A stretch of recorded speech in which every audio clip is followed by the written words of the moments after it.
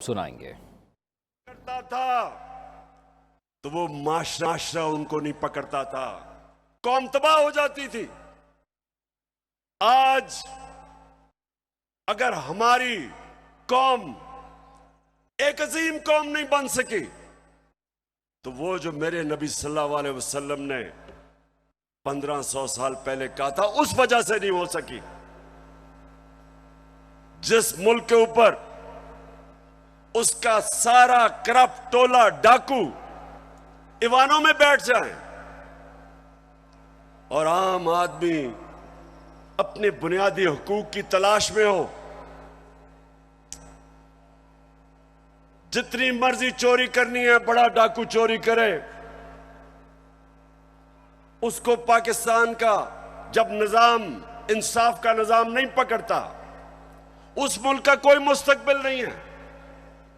इसलिए मैंने अपनी हकीकी आजादी की तहरीक का आगाज जो आज मैं शुरू कर रहा हूं मैंने लियाकत बाग से किया, क्योंकि ये एक ऐसा तारीखी जगह है कि जो पाकिस्तान की मूवमेंट में कायदे आजम के साथ लियाकत अली खान खड़े हुए थे, उनकी शहादत यहां हुई थी। मैं ये चाहता हूं कि मेरी सारी कौम आज तैयार हो जाए। जिस जदोजहद के लिए मैं आज आपको निकालने आया हूं, क्योंकि ये आपके मुस्तकबिल का मसला है। इमरान खान का तो अल्लाह सब दे चुका है, वो तो उसका बार बार शुक्र अदा करता है कि जाती तौर पे तो अल्लाह ने बड़े करम किए मेरे पे। लेकिन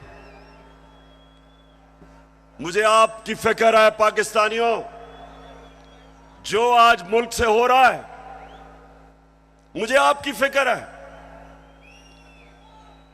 चोर डाकू जब मुल्क की क़यादत पे बैठे हों और यहां ताकत में वो लोग हों जो जाती मफादात के लिए और अपनी अना के लिए मुल्क के मुस्तकबिल को तबाह करते हैं, इनको सिर्फ अवाम की ताकत शिकस्त दे सकती है।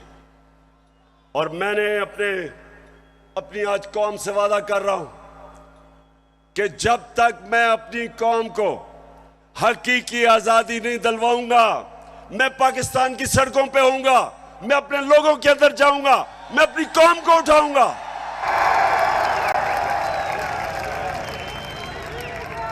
क्यों? नौजवानों सुनो, क्यों इमरान खान को हटाने की जरूरत पड़ी? क्यों बैरूनी साजिश? क्यों बैरूनी साजिश से इमरान खान को हटाया गया? जरा सुने वजह क्या थी। क्या इमरान खान मुल्क के पैसे चोरी करके बाहर बड़े बड़े महल्लात खरीद रहा था? क्या ये मुल्क के पैसे मनी लॉन्ड्रिंग कर रहा था? क्या लोगों की जमीनें चोरी कर रहा था, कब्जे कर रहा था, फैक्ट्रियां बना रहा था? मैंने जितनी देर क़यादत की इससे कम टाइम पे, जब नवाज शरीफ 1990 में आया था 17 फैक्ट्रियां बना चुका था, 17 फैक्ट्रियां बना चुका था। मैं सिर्फ क्यों निकाला नवाज शरीफ को? क्यों निकाला? क्योंकि उसने चोरी की थी। लेकिन इमरान खान की रिजीम चेंज क्यों की गई? क्योंकि वो अमेरिका की नौकरी नहीं करना चाहता था। वो एक आजाद फॉरेन पॉलिसी बनाना चाहता था, जिसका मेरी बहनों और नौजवानों समझो आजाद फॉरेन पॉलिसी क्या होती है। वो फॉरेन पॉलिसी होती है जो अपने अवाम की बेहतरी के लिए होती है, जो फॉरेन पॉलिसी दूसरे मुल्कों के मफादात की हिफाजत करने के लिए होती है और अपने लोगों को दूसरों के लिए कुर्बान करने के लिए होती है, उस फॉरेन पॉलिसी के खिलाफ मैं आया था। मैं ये नहीं चाहता था कि अमेरिका की जंग में मेरी कौम जाए और 80,000 मेरे लोग उस जंग के अंदर कुर्बान हो अमेरिका के लिए। मैं नहीं चाहता था कि अगर आप अमेरिका अफगानिस्तान में यहां से हमारे ऊपर से कोई कार्रवाई करे, मैं नहीं चाहता था कि मेरा मुल्क मुलव्वस हो उसमें, क्योंकि मैं क्यों चाहूं कि अफगानिस्तान से हमारे ताल्लुकात खराब हो। मैं चाहता हूं कि मेरी फॉरेन पॉलिसी हो जो मेरे लोगों की बेहतरी में हो। अगर रूस से मुझे 30 या 40% कम कीमत पे तेल मिलता था और मैं अपने लोगों को सस्ती पेट्रोल और फजलुर रहमान दूं, तो मैं क्यों ना दूं। और अपने लोगों को पेट्रोल और डीजल 25 रुपए लीटर कम दे सकता है, तो मैं क्यों ना दूं। अगर मुझे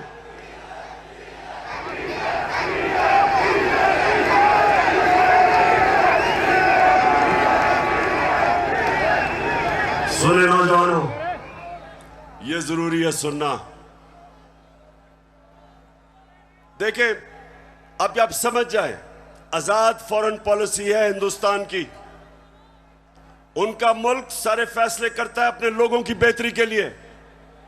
हमारे यहां जो गुलाम बैठे हुए थे, फैसले करते हैं दूसरे मुल्क के लिए, अपने लोगों को कुर्बान करते हैं। हम दूसरों की जंगों में शामिल होके अपने मुल्क की तबाही करते हैं। सबसे ज्यादा जो लोग बात नहीं करते, अमेरिका की जंग में जो कबायली इलाके के लोगों से जो जुल्म हुआ, जिस तरह सारा कबायली इलाका उजड़ा, 400 ड्रोन अटैक हुए, औरतें बच्चे मारे गए, उनकी जंग की वजह से 35 लाख कबायली इलाके के लोग नकल मकानी कर गए। कौन जिम्मेदार है? सिर्फ इसलिए कि यहां थोड़े साहिब इख्तिदार बैठे हुए थे जिनको थोड़े डॉलर मिलने थे, जिन्होंने थोड़े से डॉलर के लिए अपने मुल्क को वो नुकसान पहुंचाया जो अभी भी कबायली इलाका नहीं उस नुकसान से बचा। दूसरी चीज, मैं हमेशा कहता था कि अफगानिस्तान में जो अमेरिका गया है, इसका कोई मिलिट्री हल नहीं है, डायलॉग से मसला हल होगा। और यह पसंद नहीं था उनको। और आखिर में मैंने, जब वो अमेरिका वहां से गया, तो उनके भी लोगों ने कहा कि जो मैं कहता था। चेयरमैन पीटीआई तहरीक इंसाफ इमरान खान खिताब कर रहे थे।